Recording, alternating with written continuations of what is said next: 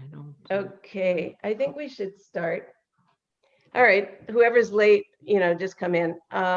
Okay, so I thanked Rabbi Karofkin before he had to leave, but I will say it again so everybody could hear, and I'm sure agree with me that even whether we go to shul or not, we feel connected.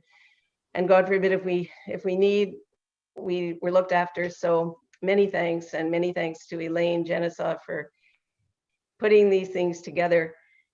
And thank you to Bill, my husband, for making sure this presentation isn't a disorganized hodgepodge.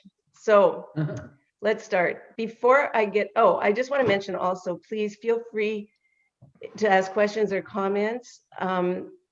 Just unmute yourself. I don't watch the chat when I'm talking, so either interrupt me, I don't mind, or save it till the end and ask me then. So don't forget about that. And here we go. Before I show any art, I just want to talk about two things. The first is terminology. So we get Indigenous, we have Aboriginal, we have Native, we have Eskimo, we have Indian, we have primitive, Aboriginal, if I didn't say it. So what is the correct terminology? And this is it. It's very simple, and don't forget it. Indigenous is the umbrella term. Indigenous is First Nations, Metis, and Inuit. That's all you have to know. Aboriginal is a term that's not really liked by First Nations people. It has connotations like normal, abnormal. So you'll hear it sometimes, but generally it's not really favored. Indian for sure is not a word you ever want to use. You're going to hear it. You hear it with anything having to do with the Indian Act, which came into effect in 1876. You'll hear it. I sometimes hear it, authors name their books. Thomas King, his famous book, The Inconvenient Indian, Indians on Vacation, a book by Michelle Good called Five Little Indians.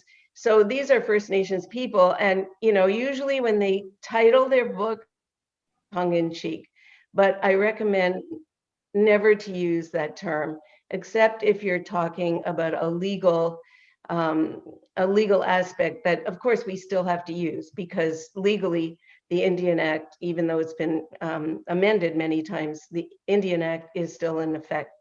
Eskimo is not used.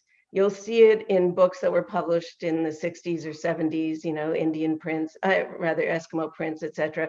But Eskimo is Inuit. So Indigenous is, again, the umbrella term for First Nations, Métis, and Inuit, just those three. The second thing I want to talk about is land acknowledgement. I'm not so sure if everybody knows what that is, because we've been indoors, we haven't been to live theater, we haven't been to, public gatherings or official gatherings, but a land acknowledgement is what we say when there is a meeting. And it is, just as it says, an acknowledgement. We are on land that is not necessarily ours. We've settled on it. So I'm just going to take a minute to acknowledge the land that I guess most of us are on. And I think you'll be hearing this more and more. It's a tribute and an acknowledgement to the First Nations people. So we respectfully acknowledge that we are situated on traditional territories and treaty lands, in particular those of the Mississaugas of the New Credit First Nation, as well as the Anishinaabe of the Williams Treaty First Nations, the Huron-Wendat, and the Métis Nation. And as I said, you're going to be hearing more of that in the coming years. So here we are, we're starting with the art. So we're starting with First Nations, and then we'll deal with Métis, and then we'll deal with Inuit. So First Nations will start on the West Coast. There's roughly 1,300 miles north to south along the West Coast of Canada. And there are many kind of communities in that area, Kwakiutl, Haida, Tlingit, and so on. And you'll see totem poles, masks, in this area. And I want to draw your attention to what we call the form line. It's like the scarf that I'm wearing, which you can get at the McMichael gift shop. This is the form line of First Nations West Coast art. And this form line, the ovals and the U's and the different shapes, they really are key to the imagery in West Coast art. It stands for balance, legends, legacy, storytelling, ceremony, etc. So the totem poles were erected in communities or in front of certain houses, and depending on the family, you could see that there would be an eagle or a bear or a frog or a beaver to just kind of name the families of the people who live there.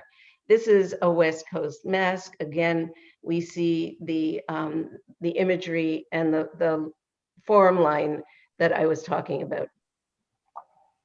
And these are like totem poles. This is very interesting. In the late 19th century, there was, I hate to say this, a plague.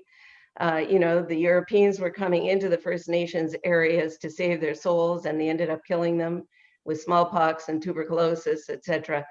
And about 80% of the population was destroyed.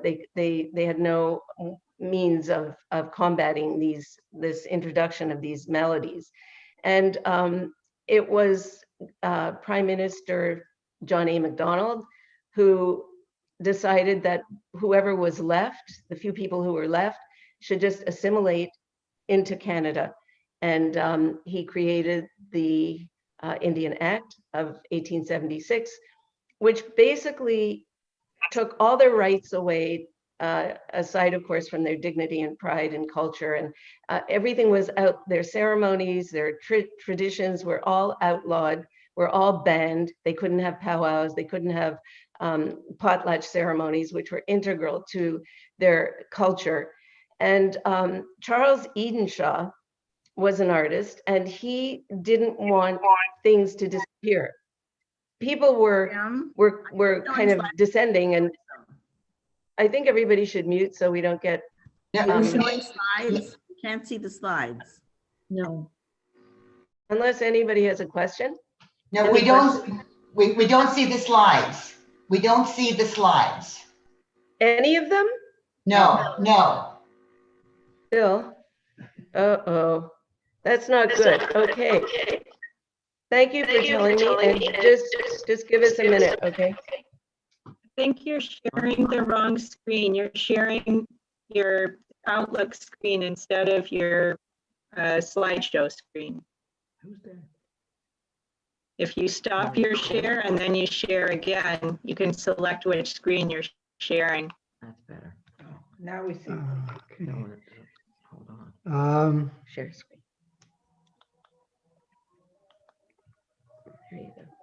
Great. Okay. Thanks for telling. Well, Yeah. we're not. Can you see that? No, That's the main one. it's just the notice of the meeting. Correct. Yes, we Right. see that. No, Oh, that's not. you're. No, you're no. on Okay, the sorry. bulletin. You're on the bulletin. Put on the bulletin. Okay, I'm going to try again. Did you do one Host before has yet disabled. already? Did you ever do one I don't know. I don't know. Did Rabbi Well, I Korobkin see. send the hosting to you? Because I saw a message of Rabbi Korobkin was the host. Are you the host? Or He co-host? he transferred the hosting to us, we thought. Oh, If it's not working, I'll call him and that's see too if he can bad, help. yeah. That's really true. That was very interesting. You just have to select the right screen to share. You have options there? We're getting a message that the host disabled the participant screen sharing. Oh, Ah, So you have to. Okay. So Rabbi Korobkin has to go back in and fix that. Yeah. Right. Sorry, but thanks for telling me. I thought it was my So- computer. We were on the Argillite totem poles, and I could just talk to you about it those are those little black things that you see in souvenir shops, perhaps.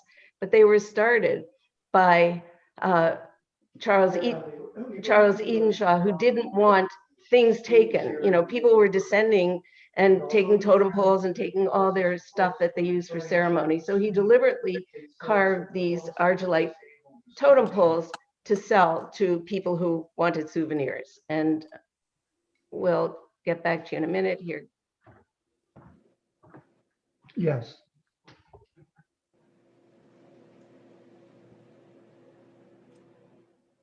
Okay, when I've got my share screen button down at the bottom of the screen.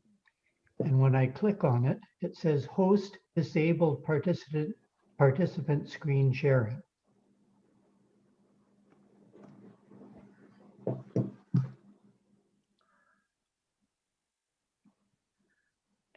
Used to get together every tradition. All right. Yeah. Okay, there we go.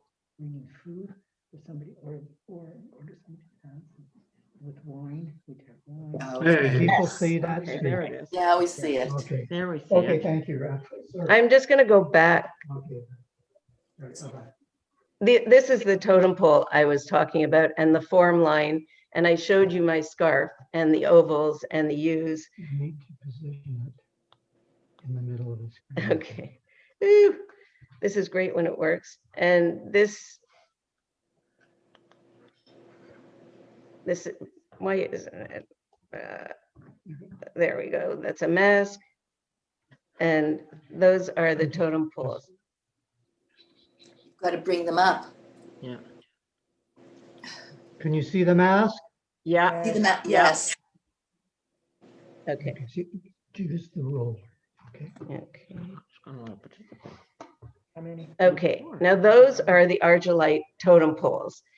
So the irony is their culture was repressed, everything was outlawed, but tourists were going up, the railways were just opening up and encouraging tourists to come up to the West Coast.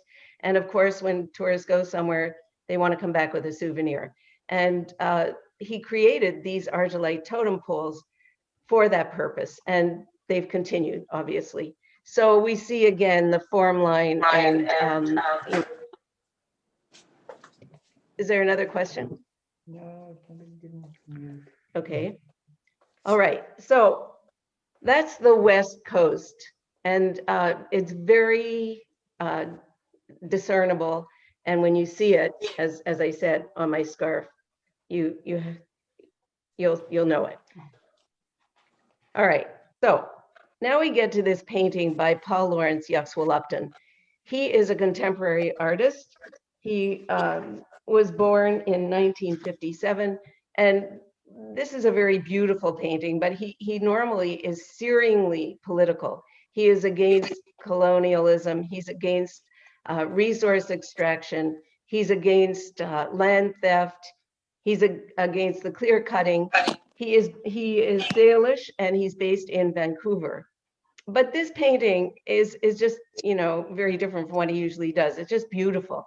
And if you look carefully, you'll see the form line that I'm talking about, the West Coast form line in the mountains, in the sun, in the clouds even, and even in the trees. And when you think about this painting and you think about the group of seven, what he is saying is, this is mine.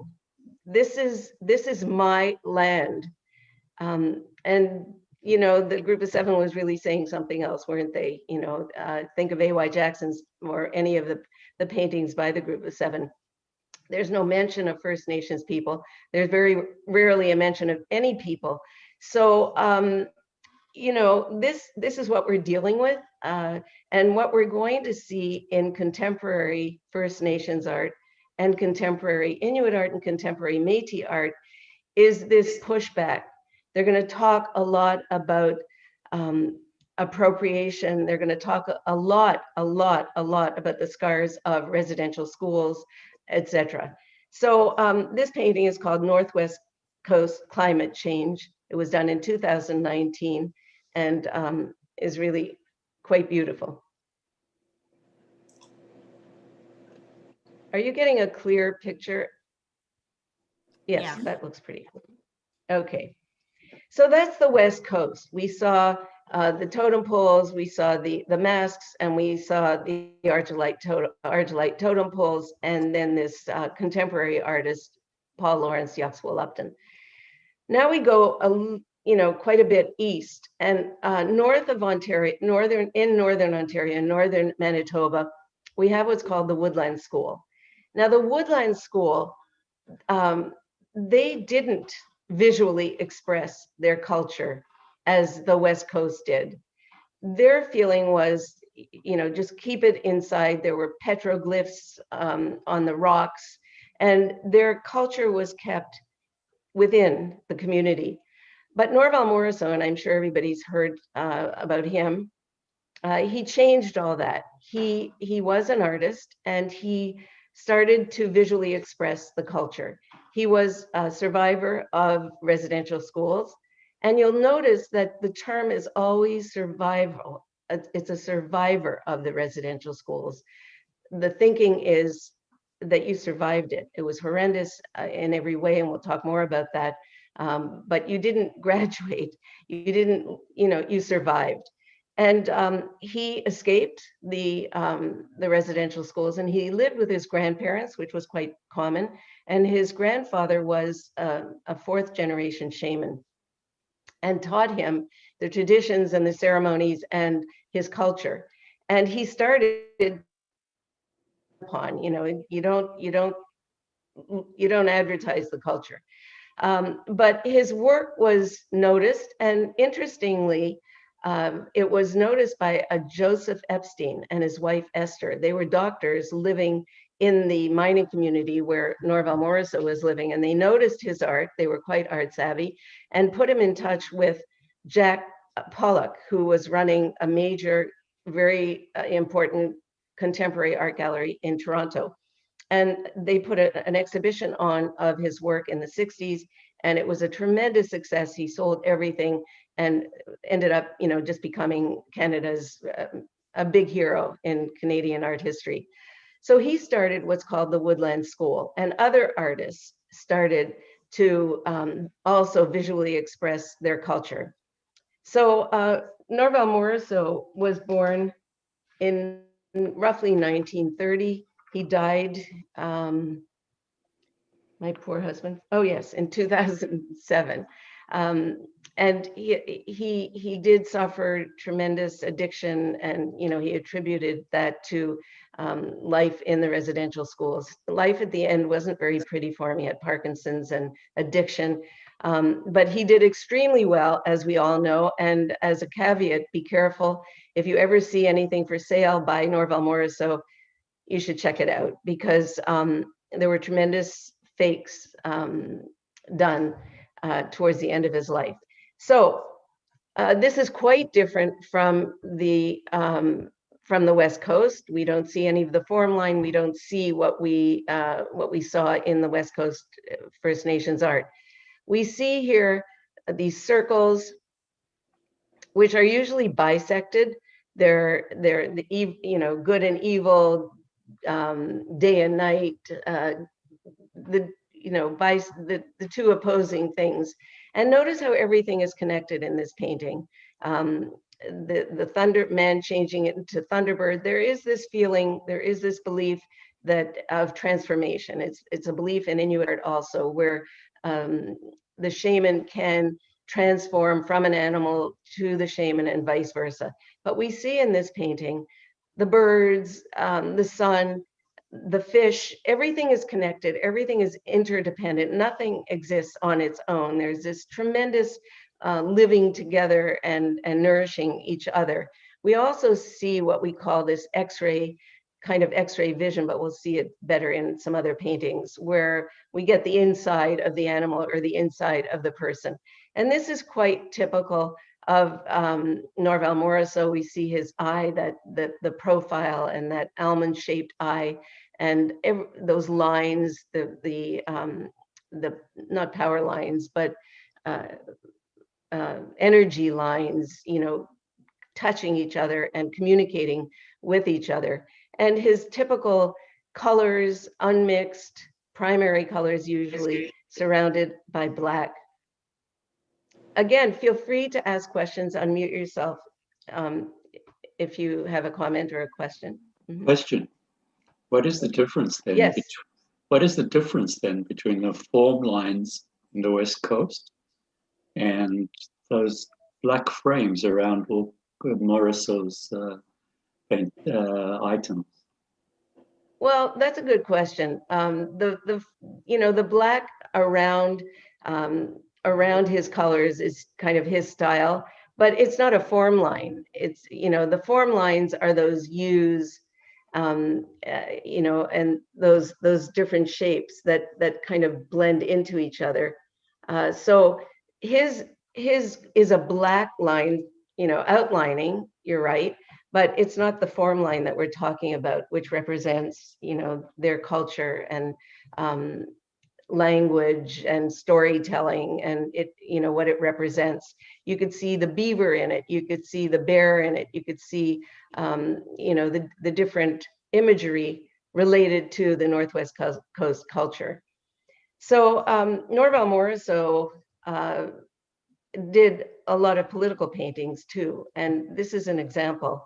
This is called The Land Rights. It was done in 1976.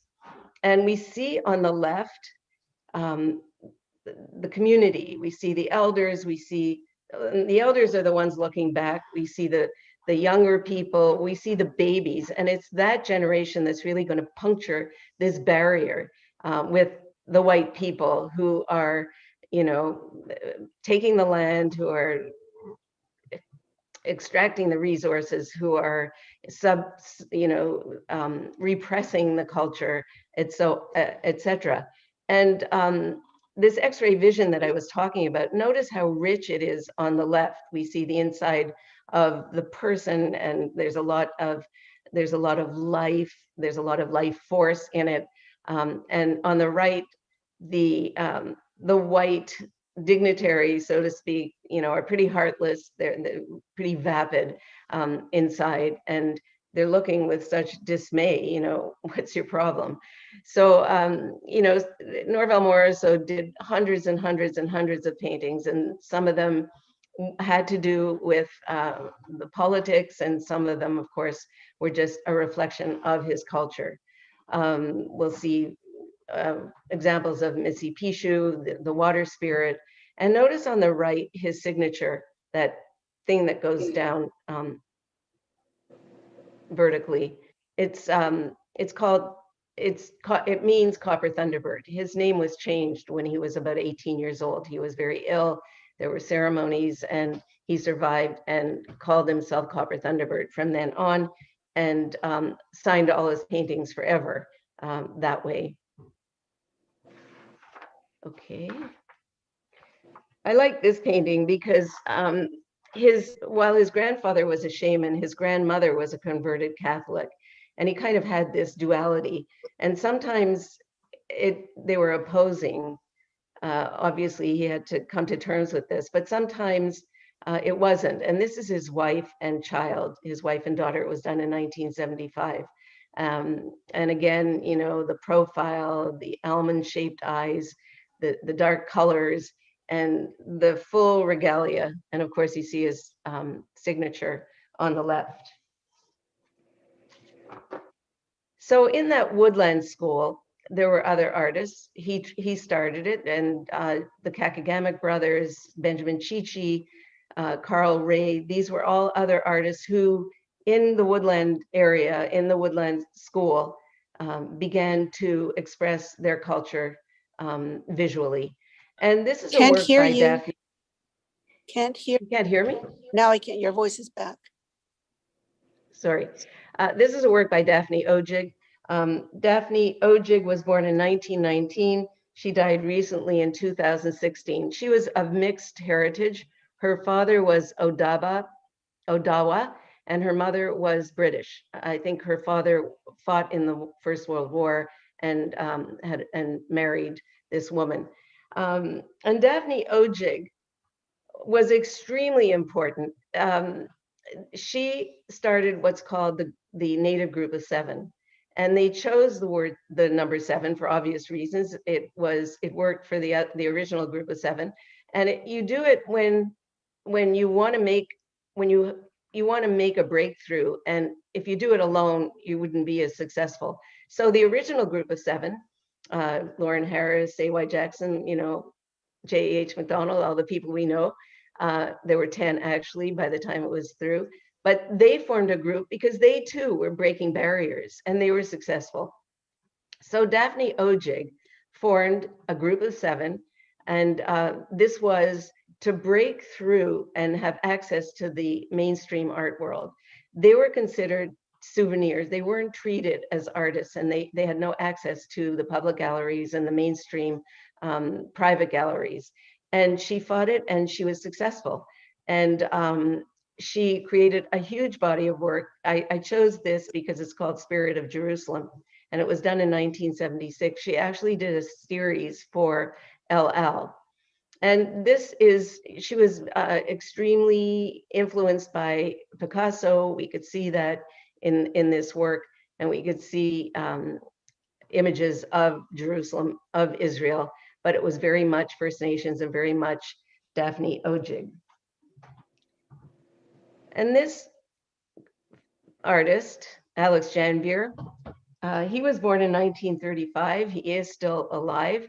And he, along with it was Daphne Ojig, Alex Janvier, Norval Morrison, Carl Ray, Jackson Beardy, Joseph Sanchez, and Eddie Covenant. Those were the 7 members of the group of 7. And of the PNAIA, the Professional Native Indian Artists Association. That name, I think, wouldn't fly very well now, but that was the name that was given.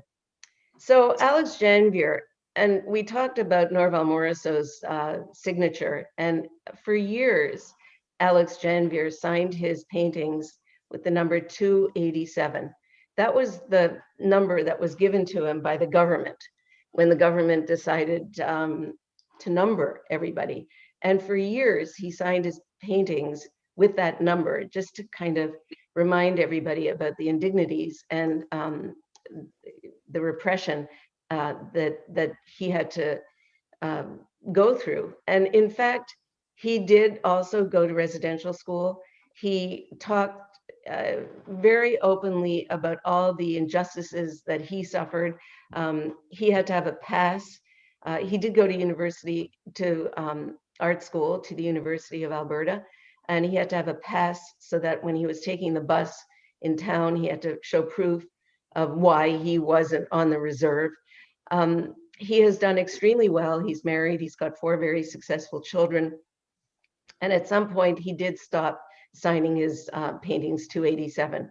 And this magnificent work is, it's in the dome of the Canadian Museum of History, which was the Canadian Museum of Civilization.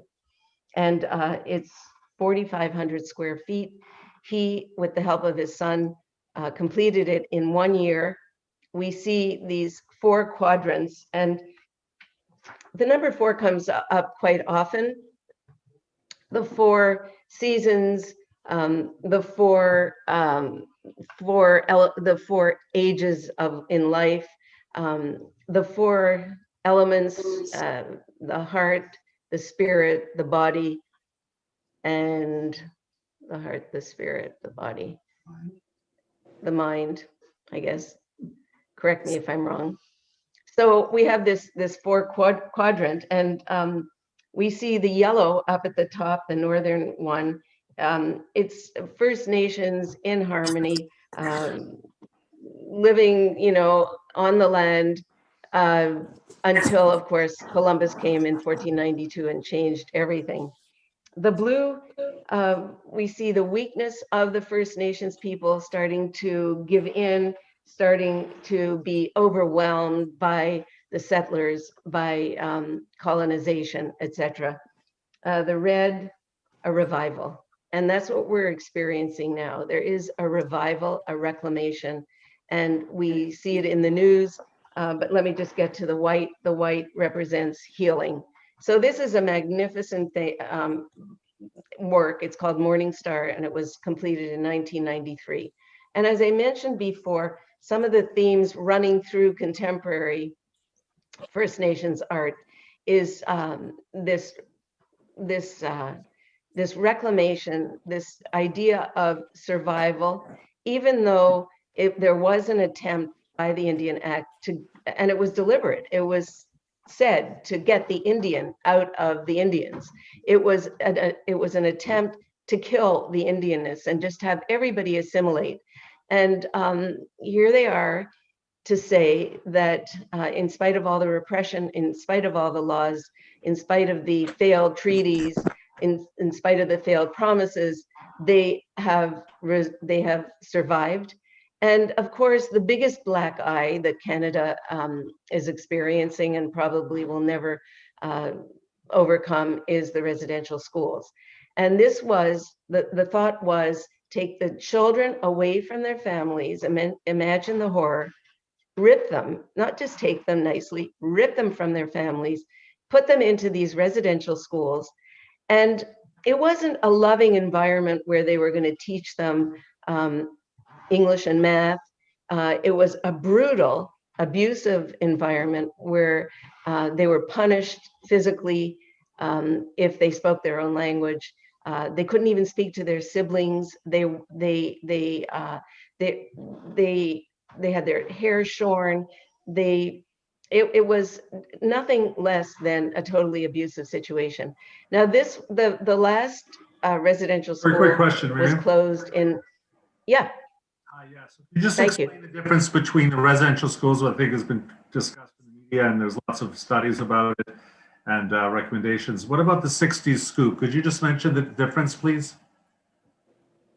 Well, there isn't much of a difference. The 60s scoop was, again, the same idea, you know, scooping, taking the children away from their families. The residential schools started to phase out, but they were still in heavy force in the 60s. And so this was just, you know, an added thing, you know, in case they forgot anybody. And these kids, if you read the stories, you know, we're talking about 5 generations roughly of children who were deprived of their culture. So they were in this situation. They couldn't do anything. They were poorly fed. Most of them died. And their parents were never notified. There was no connection between parents and children. The parents couldn't access their children. When they graduated, so to speak, if they survived, they went home and they were totally disoriented. They had no idea of the culture.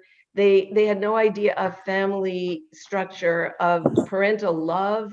And so what they saw was abuse and violence. And so that perpetuated itself. And that's what everybody is trying to overcome now. And the stereotypes that we attribute to the First Nations people, hard drinking, homelessness, that's not who they are. They, you know, if you think about a 5-year-old ripped away from the family and the community and put into a brutal, abusive situation, you know, you can't imagine anybody surviving that. And so a lot of what you see in contemporary art is a comment on that. And this is an example by Alex Janvier of, you know, being in harmony with the land, losing it, revitalizing, you know, and hopefully moving on. Okay, next one. This work is by Dana Claxton, and Dana Claxton is from the Hunkpapa Lakota First Nations. She's Sioux and lives in Saskatchewan. And this is called Headdress. It was done in 2018. She was born in 1959, so again, she's a contemporary artist. And what we see here is a woman, we think, or I think so, covered with beads, feathers, wrist cuffs, you know, hats. So she's talking a lot about identity and about stereotypes. This is this is how we imagine a First Nations person. It's a person who's, bedecked with all these beads, and we to the point where we don't even see the individuality of this person. It's just a being covered with what we imagine a First Nations person to be. And I think it's very poignant that she's saying this, and we see a lot of that in writers. And I think writers are using words as artists are using paint and other media to make their point. And again, I'll talk about Thomas King, and I think it's a book that everybody should read, The Inconvenient Indian. And it's not a dry history of First Nations people. It's humorous, as this is. And some of the artists and writers have turned to humor as a way of getting people to kind of see things from a different angle. We talked about Alex Janvier's anger and his signing 287. We see a lot of anger in contemporary artists' work, but there is also in writing and in art an activism that is taking the form of humor. And I think it's quite successful. I think that Thomas King's book it reads, it's like he's sitting in your living room with a glass of wine, and we're all friends, and we're just about 5 or 6 people, and we're all very friendly. We know each other really well. And he's just, going on about injustices, but kind of in a casual way. And he really knew his point. And so, as I mentioned, is there another question? Sorry. I'll have to mute. Okay, sometimes it's hard to hear, so really just unmute yourself and call out, and I'll try to deal with it. The next slide is a work by Nadia. For Miriam, it's Robert again. I just had a quick. Yeah. You mentioned earlier about some of the artists, the Indigenous artists, and so on, or their copies. You're breaking up. Some of the Sorry, you're breaking up. mentioned there are copies made that are obviously fakes. So how does the layperson, like most of us that are participating today, be able to figure that out when what's potentially a true piece of art versus a copied one? I mean, obviously the difference, but other than that. That's a great question. Thank you, Robert. So when you're buying anything, you have to buy it from a reputable source, and you have to, if it's an older piece, you have to check the provenance. What happened with Morrison was kind of a unique situation in a way. They went a little bit too far, and I will direct you to a documentary that's very accessible. It's TVO and it's free. It's called There Are No Fakes. You must watch it. It's the story, a true story of this famous singer, I forget his name, who bought in good faith Norval Morrison. And it was hanging in an exhibition, and someone noticed it and told him and everybody that it was not an authentic Norval Morrison. So he looked into this whole thing, and there was a whole scam going on.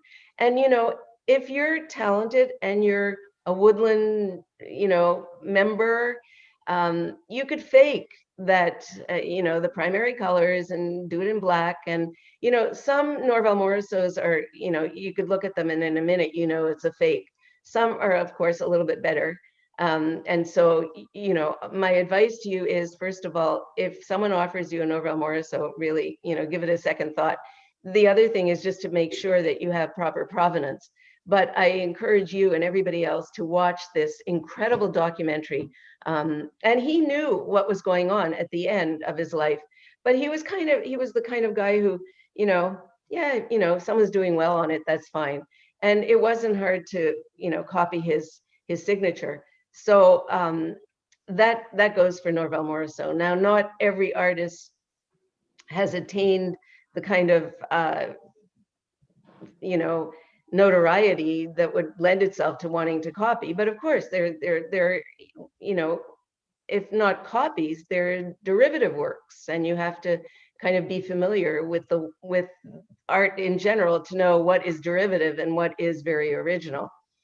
So thanks for that question. I hope I answered it. Again, there are no fakes. It's a documentary and you can get it on TVO.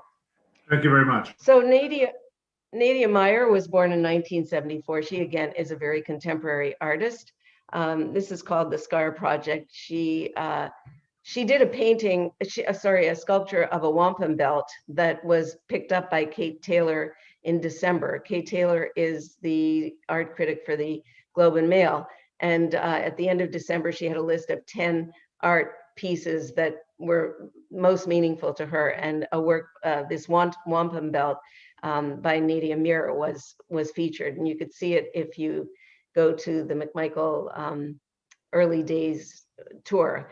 So this work by Nadia Meyer, what she did, and you could see an example of it on the bottom, she ripped through a canvas and then sewed it up. And this on the top, those are works. They're all ripped in a different way. They're all sewn up in a different way. And, you know, it's pretty obvious. It was called the Scar Project. And it has to do with the wounds that shaped their lives. The rupture of the fabric of Indigenous families, which is, you know, again, a theme that we see throughout contemporary artists, this idea of, and don't forget that, you know, the residential schools didn't just affect a child, but it affected several generations. So there's this whole rupture, and so much of the culture depends on elders and oral transmission. And I think we could all relate to that. And what strikes me is that not only were they sent to these schools, but the people running them, the nuns and the missionaries, they were perverse. They took such joy in crushing them. And very often, if they survived to graduation, so to speak, they were put on a bus to some remote area. They could have come from the east, and they were sent to Vancouver with 2 $5 bills. And, you know, is there any wonder that they ended up stealing just to survive, or living on, you know, homelessly? So this, I think, will explain why in a lot of contemporary First Nations art, you're going to see these themes of resource extraction and colonialization. We are the white settlers, unfortunately. So here we are with Metis. Remember I said Indigenous is the umbrella term, and Indigenous is First Nations, and we've seen examples of that. There are many more, of course. And the second is Metis. The Metis are, they have their own culture.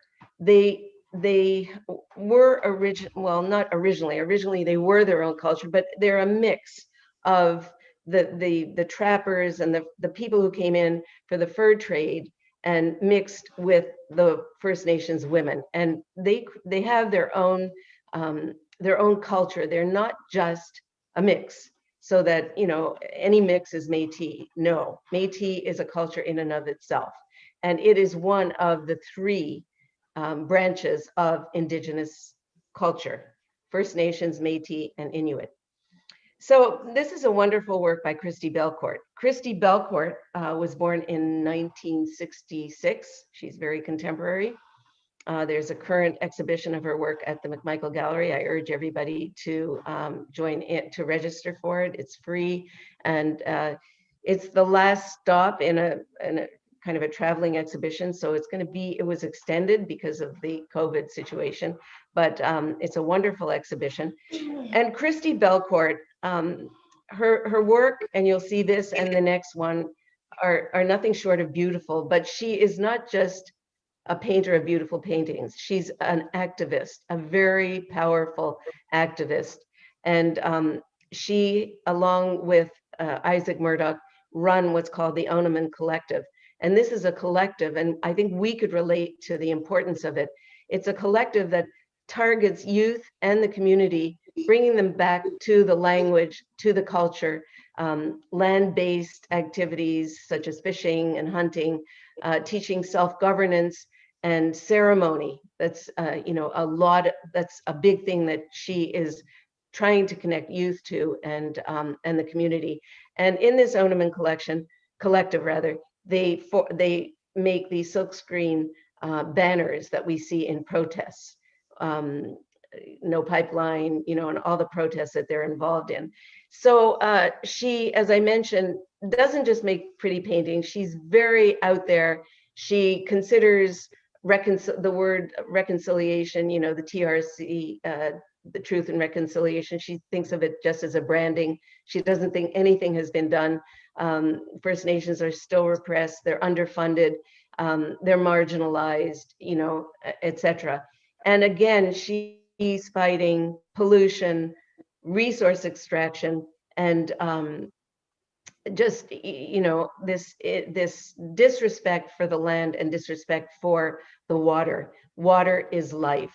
And, you know, I think we all know that the First Nations have this very tight connection to the land. They are the land. And we saw that in Lawrence Paul Yaxwellupton's painting. We are the land. That's their identity. And this painting is water.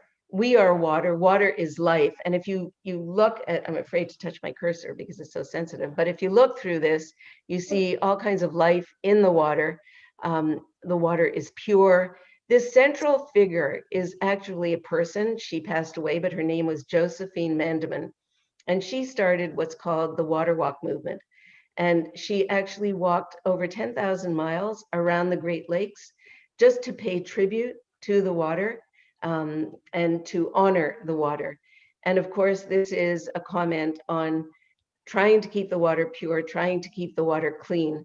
And this stunning moon that's reflected in the water. And we see the women on either side of her. And it's the women and those who identify as women are considered the protectors of the water. And again, she's talking ceremony. We see the elders, we see the men beating on their drums, and of course, the Thunderbird, which is the protector of nature.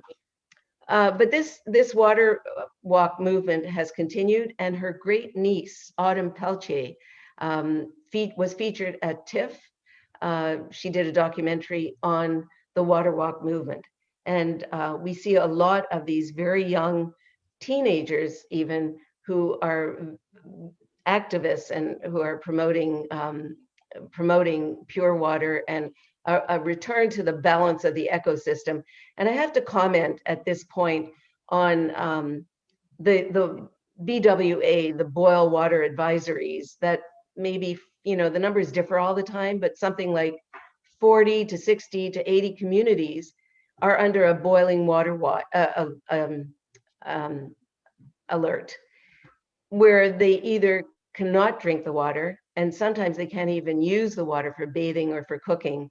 And Kestang was a community that was evacuated over the summer because they couldn't even stay in that area. They're now back in the community, but they can't drink the water. But the children have rashes, people have skin diseases. And let's not forget that in 2010, the United Nations declared water and sanitation as human rights. So currently there are roughly 60 communities that are under the boil water advisory. And the aim, according to our Prime Minister Trudeau, the aim was for this March to have every community have access to pure water. And it was mentioned in the Globe a few weeks ago that that goal will not be reached. They will not have clean water by March of 2021. So this is a very serious issue. I think that, you know, I personally am not connected to the land. I'm a city person. I turn on my tap. But if it was the color of tea one morning, I would throw a fit and, you know, call whoever, I don't know, but it would probably be fixed in a few hours. So when you think of being under a BWA for 25 years, you know, it's something that we really all have to think about. This is another painting by Christy Belcourt. It's called So Much Depends on Who Holds the Shovel. And, you know, she does paint pure beauty. And I have to point out that this is done on black, and she is Métis. I forgot to mention that she lives in Espanola, but she is her ancestry is the Métis community of Manitou-Saukegan, which is now called Lac Saint Anne in northern Alberta, a little northwest of Edmonton. And she does live in Ontario now, as I said, in Espanola. So the Métis are known as flower beadwork people, and do these incredibly beautiful beadwork. And she is echoing that and kind of influenced by that in some of her paintings. And if you look closely at any of this, this is all done with dots. So these images here, this is all dots. She actually takes a knitting needle, dips it in paint, and this painting could have over 200,000 dots. These are flowers. This is growth with which she is extremely familiar.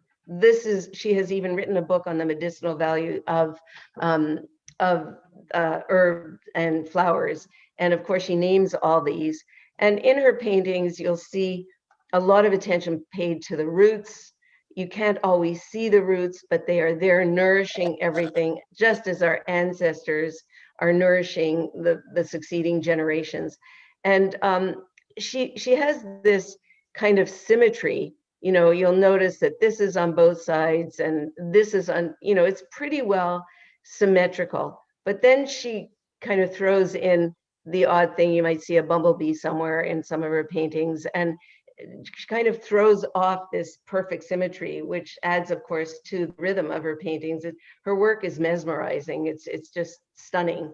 And you know, the title gives it all away. So much depends on who holds the shovel. You could be using the shovel to cultivate, to nourish, to develop, or conversely, you could use the shovel to destroy. And what else could I say about Christy Belcourt? She is often, or was often, the keynote speaker at conferences, and she has said in the last one that she will never do that again. She feels that these conferences, there's a lot of money spent on them. People get all worked up and all enthusiastic, and then it just dies and no one ever does anything. So she's very much, notice also, as I'm just looking, you know, you could spend all kinds of time looking at this painting, but you see birds, you see butterflies, and, you know, animal life and floral life, and there's nothing there that doesn't belong. It's again, a balance of the ecosystem and just a connection to the earth. So we've done First Nations, we've done Métis, just obviously just a small example of all of it. And here we are in Inuit, and this is a big subject. So we're just going to touch on it and maybe do Inuit art on its own as a special subject. But I will explain this whole thing about Inuit art, what it is. So the Inuit always sculpted. They sculpted their own use, and they also traded some of these little things with the whalers, with the explorers who came in the 18th, 19th century, etc. And these are people who lived off the land. They were in igloos in the winter. They went to, they made these skin tents in the spring, and they lived by the hunt. They caught the seal, they cut it up, they ate it, they dressed in it, they used the oil, etc. It's called living off the land. But then, of course, things changed, things happened. Is there a question? Migratory patterns changed, etc., and they could no longer live off the land. And a Toronto artist, James Houston, went to northern Quebec as an artist, and he, you know, he kind of interacted with and created this. This was in the early 50s. Thank you. He deliberately, along with the government, channeled their talents to do sculpture for the purpose of selling to people in the South. And the rest is history. We all know the success of Inuit art. But I have some examples here to show you that when they first started sculpting, they used the material in their area, the stone, the bone, the ivory. And so given that the Inuit are across the country from east to west, the stone is different in different communities. And this is an example of a stone from Baker Lake.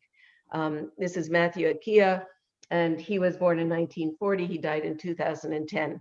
Now, remember that Matthew Akia was a hunter, and then James Houston came along and said, here, sculpt, And so all the art that came out in the 70s, this was done by people who never went to art school. They never even saw the people who were buying their art. They never saw a museum. They just created out of their own innate talent. And stone from Baker Lake and that area, which is far north and far west, is very hard and doesn't take a shine so easily. And most of the sculpture from that area is kind of, rounded, this bulk. And it's very easy to spot a Baker Lake piece, so to speak. And then, of course, we get to the next slide. This is a work by Abraham Atungat. It's called Bird of Spring, done in 1993. And Abraham Atungat was even older than Matthew Akia. He was born in 1911. He died in 1999. But this, you'll see this stone is different. And this is a stone that perhaps most people are familiar with, this green Cape Dorset Frobisher Bay stone that is a little bit easier to carve. And so it'll take fine detail that work, let's say from Eskimo Point or Baker Lake can't take. And so we get these very expressive, magnificent works. And as a third example, I mentioned that the Inuit just used what was in the area, and there was a lot of whalebone. Whalebone is fossilized bone that was used to cover their, if they lived underground, whalebone kind of covered their homes. And there was a lot of whalebone in the area. And you see in this piece that some of it is very porous, some of it is not. Some pieces are whiter than others. It all depends where the bone was fossilized, if it was in the water or the sun, bleached. And you'll see in this piece that there are cracks, there are, lines. And this, along with the two pieces that I showed you, is very typical of what we call classic Inuit art. We're no longer in the classical period. We've come out of the classical period, and the art, of course, has evolved. We now have work done by younger artists who are going to art school, who are living in the South, who are very comfortable in galleries and museums, etc.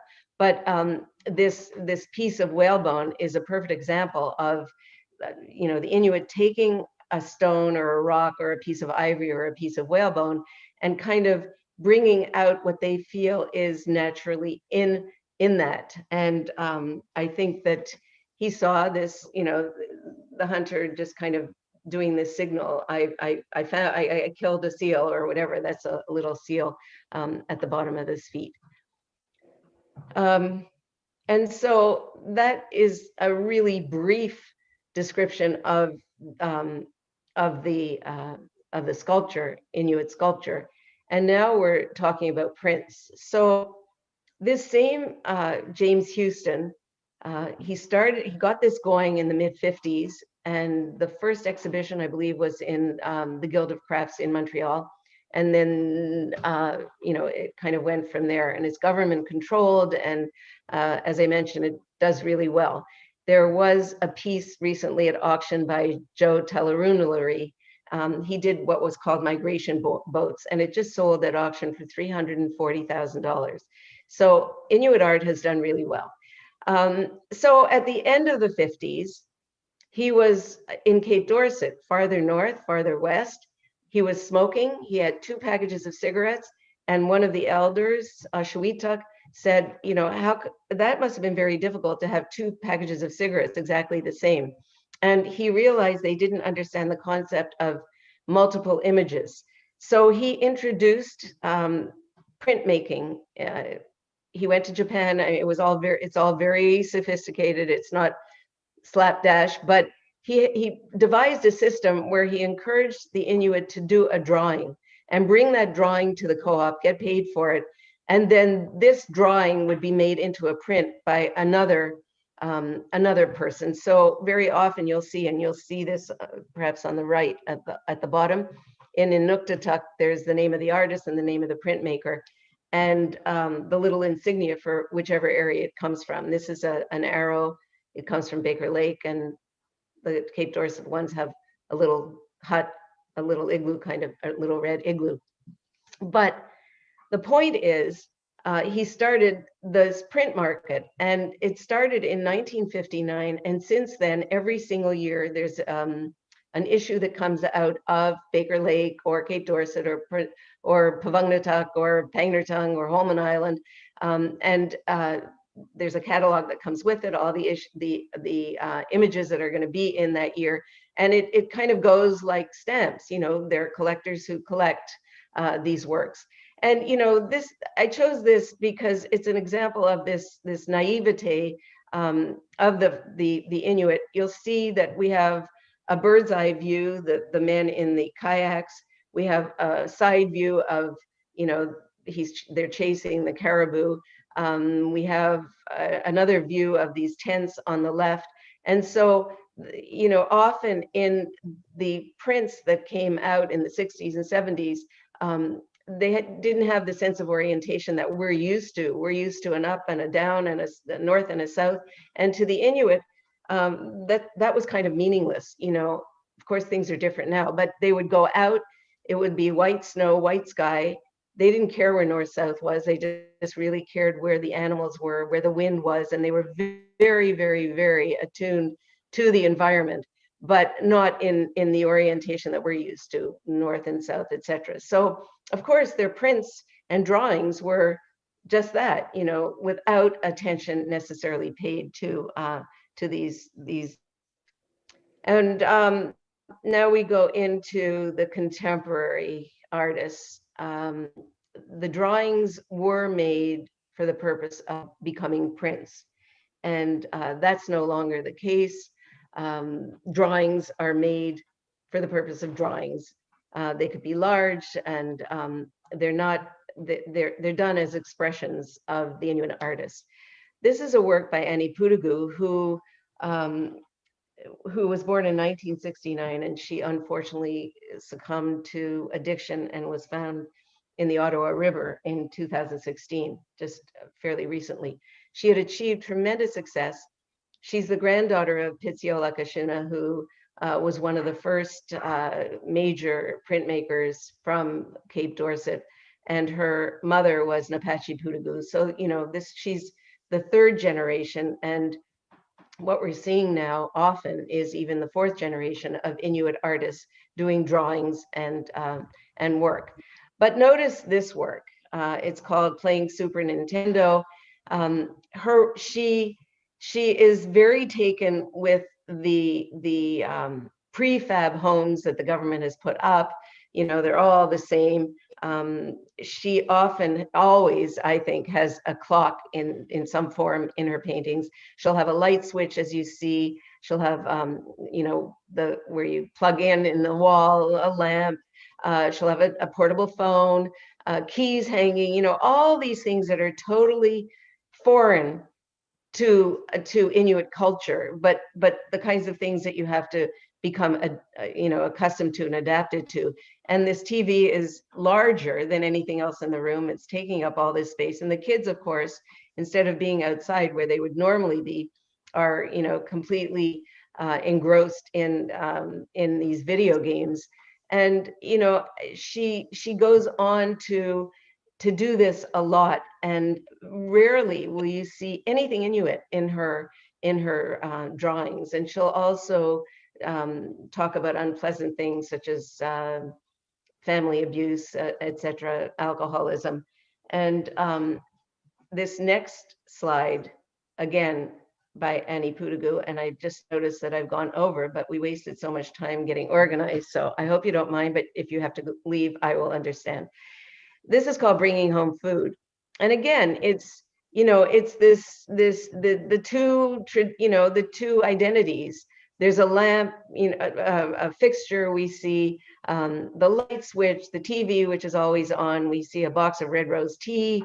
But, even though they do eat, drink red rose tea and eat, some of our food or Southern food, they still are part of a tradition that goes out, kills the animal, and treats it. And sometimes you'll see in her work they're eating it on the floor as opposed to the sitting there, because that is their way. But she's taken with the tile floor. You often see all these details in the floor of these houses. And it's very sad that we've lost Annie Pudagu, but she has two first cousins who are also children of Pitsiolak Ashuna, Siyasi Keneally and Shuvina Ashuna. These are very accomplished artists and are bringing us into the contemporary period. So I'm going to stop there and really welcome any comments or any questions. I also want to say that, most people do have some kind of Inuit or First Nations art. They've gotten it as a bar mitzvah present 20 years ago or 30 years ago or whatever. If you have any questions, just contact me and I'll try to help you out and let you know what it is that you're living with.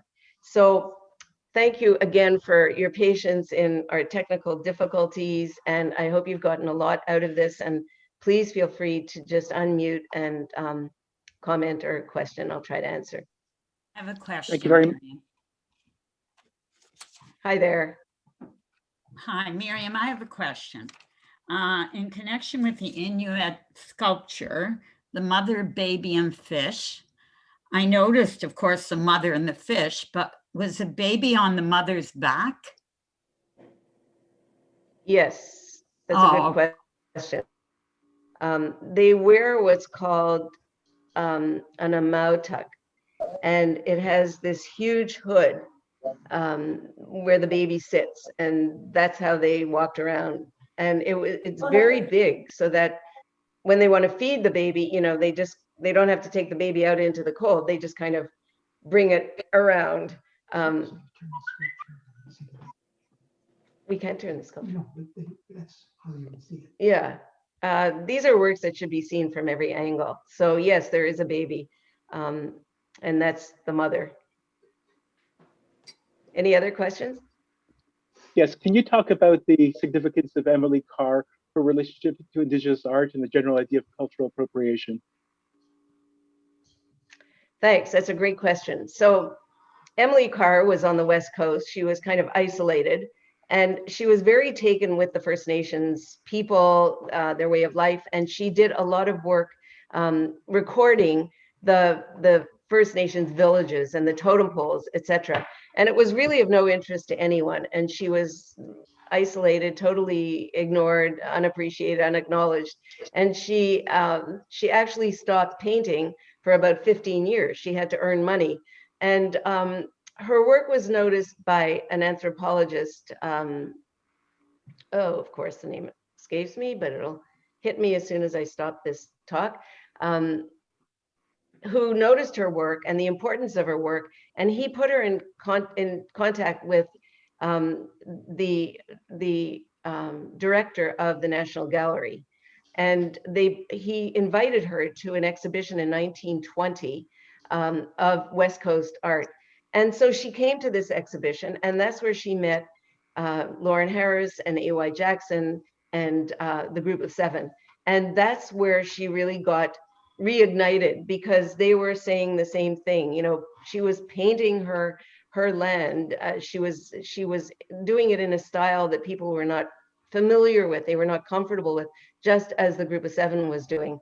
And so the important work that we know of hers, where she really made her mark, is the work that came after that. But really, she did very important work in the First Nations communities. Does that answer your question? Yes, and then just the general idea of cultural appropriation, people sort of adopting Indigenous styles and the like who are not of that background. That is such a touchy issue. And, you have to be so careful. It's a very delicate, you could be called down for appropriating.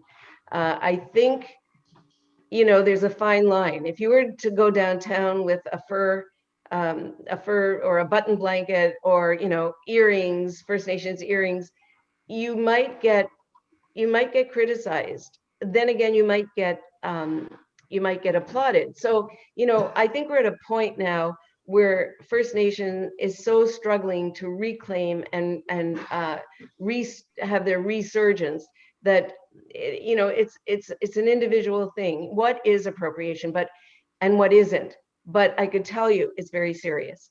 And when I mentioned books like The Inconvenient Indian and Five Little Indians by Michelle Good, these are titles that can only be given by a First Nations person. Don't think that you could do a poem and call it Five Little Indians.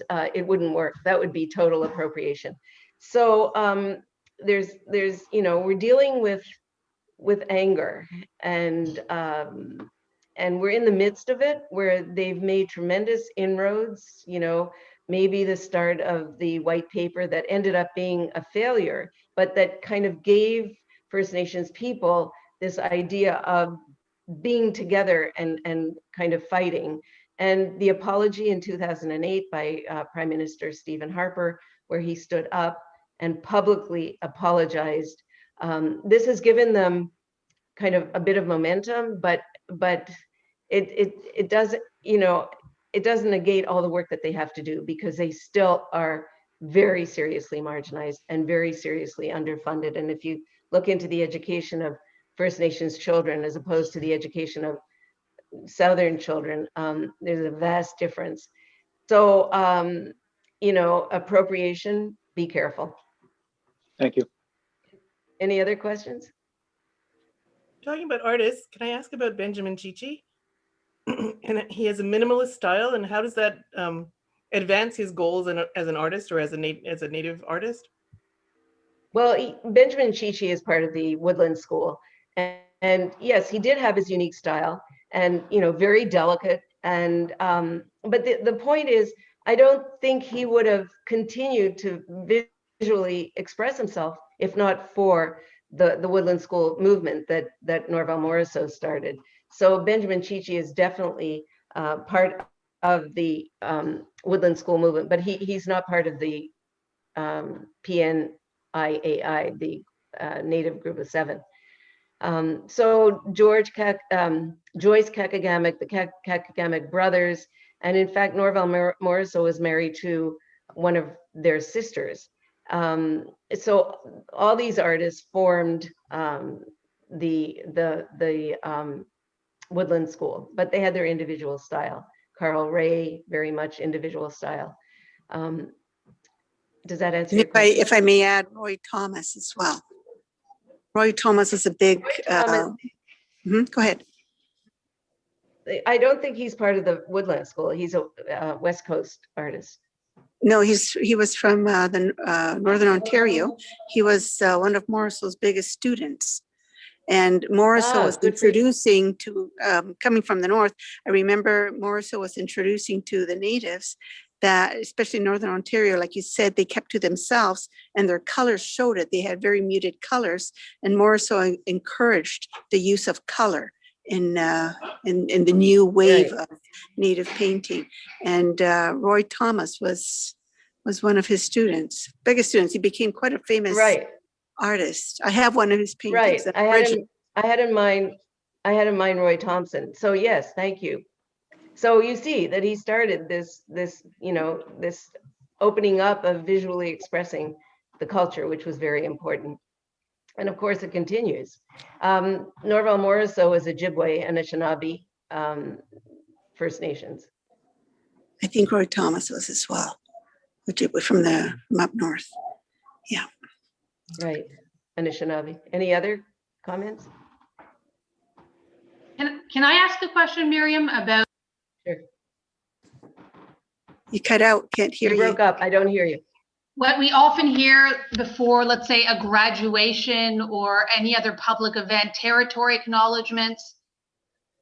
Is it kind of like I hear it and I go and I'm hearing them almost say, "We stole your land. Thank you for letting us use it."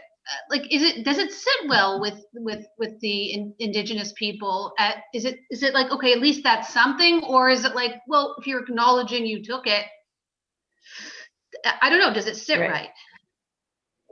Right. So I guess you missed the first part where I talked about land acknowledgement, I did. and I did in fact give, yeah, and I gave a land acknowledgement, and it's at a graduation. That's very interesting to hear that took place. But you know, if you're at a live theater or at a meeting, you do acknowledge the land that you're on because it's their land. And you know, does it solve all the problems? No, but it's an acknowledgement. It's a respect. Do they like it? They wouldn't like it if you didn't do it. Does it absolve the white settler of all the you know, no, but it's a step. It's a step, you know.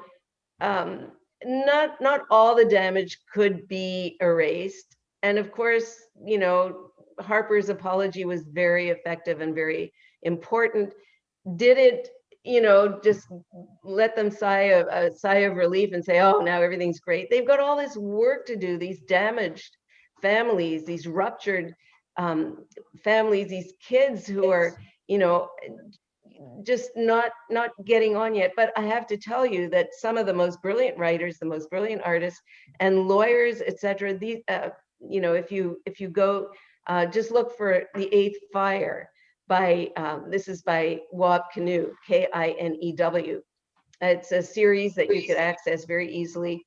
And he talks about all the stereotypes and all that, you know, that we've done. And, you know, he's humorous also, this whole idea of using humor to kind of make the point a little bit more successfully than, you know, shooting out in anger. So you have a lot of people, very successful, very accomplished people, struggling to right the balance.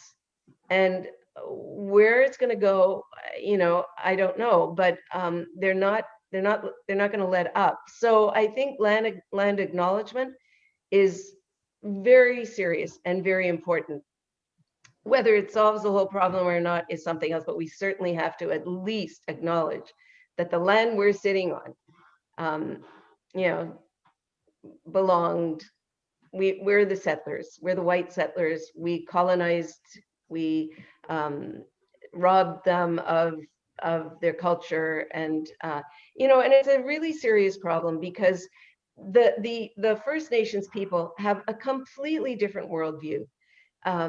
Their theories of education are different. They learn by example. They, you know, their connection to the land, it's just completely different. And I don't know how this will be solved, but you know, it's been a long history of broken treaties and so on. And you know, every step in the right direction is a step in the right direction. So thanks for that question. But yes, we acknowledge the land that I at least am, and the Bayit is at least sitting on. It's good to hear that it was at graduations. You know, I'm really, you know, it means that it's really taking hold, and people will be uncomfortable if they don't hear it. It was at a McMaster graduation. I wasn't talking about a Jewish school graduation. That was the first time I heard it. Like, so, yeah. So that kind of, it made sense that it was there. Yeah. It's interesting that you say that. You know, chat at a graduation should certainly do land acknowledgement. You know, it's an important gathering. It's a public gathering. Meetings at the shul. You know, if it's an important meeting, a certain number of people, there should, you know, be this 40-second acknowledgement of the land that we're on. So it's a big topic. Any other questions?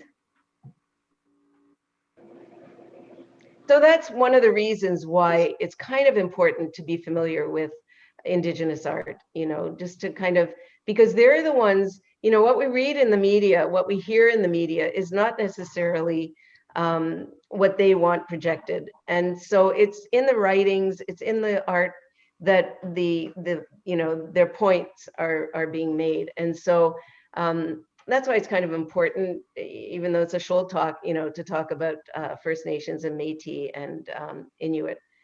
And of course, the subjects are just endless, non-status treaties, everything else. So hopefully we'll have another presentation. Any more questions? Thank you very much. Thank you. Thank everybody. Have a happy Purim.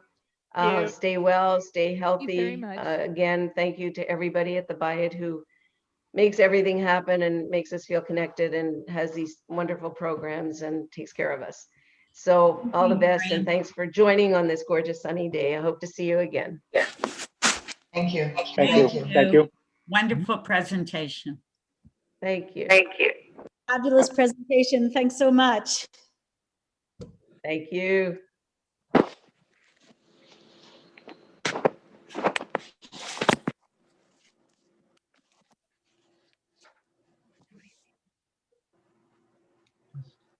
What's going on? I saw 44. Honestly. Close it. Oh, we could look at the chat and see. Look at the chats.